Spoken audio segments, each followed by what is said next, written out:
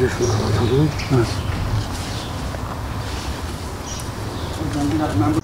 Evet. Malum olduğu üzere kademeli olarak ilgili bakanlıklar tarafından kademeli olarak normal hayata geri dönülüyor.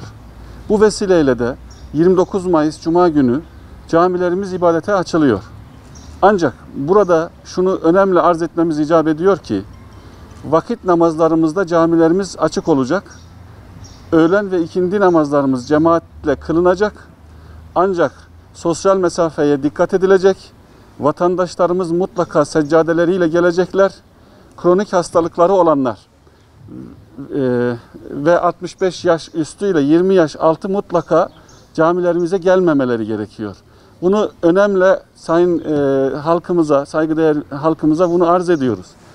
Eğer yaşımız 65'in yukarısındaysa, 20 yaş altındaysa, kronik hastalığımız varsa veya bizim endişe duyduğumuz bir durumumuz varsa kesinlikle lütfen kalabalığa girmeyelim.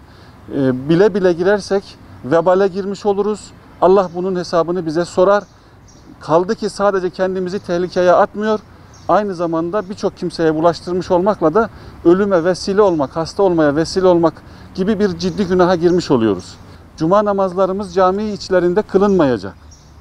Camilere yakın bizim belirlemiş olduğumuz Diyarbakır genelinde 17 ilçemiz tamamı ve merkezde 150'ye yakın camimizde, camilere yakın mekanlarda alınan tedbirlerle namaz kılınacak. Bu vesileyle biz kılınacak namaz camilerimizin isimlerini duyuracağız. Merkez sistemden ilan edeceğiz. Namaza giderken mutlaka tedbirli gitmelerini, mutlaka yanlarında seccadelerinin olmasını da biz istiyoruz. Seccadelerini kullandıktan sonra da 60 derecede bir ısıda yıkamalarını tavsiye ediyoruz. Mümkün olduğu kadar biz imkan bulabilirsek tek kullanımlık seccadeler de temin etmeye çalışıyoruz. Cemaatimizden istirhamımız cami namaz kılacakları yerleri öğrenmeleri ve mutlaka tedbirli bir şekilde ilgililerin uyarılarını da dikkate alarak namaz kılınacak mekanlarda hemen namazlarını kılıp kalabalıktan ayrılmalarını istirham ediyoruz. Mutlaka maskeli, eldivenli gelmelerini tavsiye ediyoruz. Bu elzem zaten alınmayacak. Görevli arkadaşlarımız başlarında bulunacak, onları yönlendirecekler. Ezan okunur okunmaz. Cuma hutbemiz, cuma ezanı, iç ezan okunacak, iç ezan okunacak. Ondan sonra hutbe kısaca hemen okunduktan sonra farz namazı kılınacak. Sünnet namazlarımız kılınmayacak. Ondan sonra evlere itinalı bir şekilde camiye giriş çıkışlarımıza da lütfen dikkat ederek özellikle giriş çıkışlarda yani cami avlularına girişlerde cami dahilinde cuma namazı kılınmayacak. O avlulara giriş çıkışlarda izdiham olması durumunda bulaşı olabilir. Buna lütfen dikkat etmelerini vatandaşlarımızın istirham ediyoruz. Başta Ulu Camimiz, Diyarbakır'ımızın Ulu Camisi'nde namaz kılınacak. Namaz kılma mesafesi saflarda en az 1,5 metre olacak. Görevli arkadaşlarımız tarafından işaretler konulacak ve o işaretlenen yerlerde namaz kardeşlerimiz kılacak.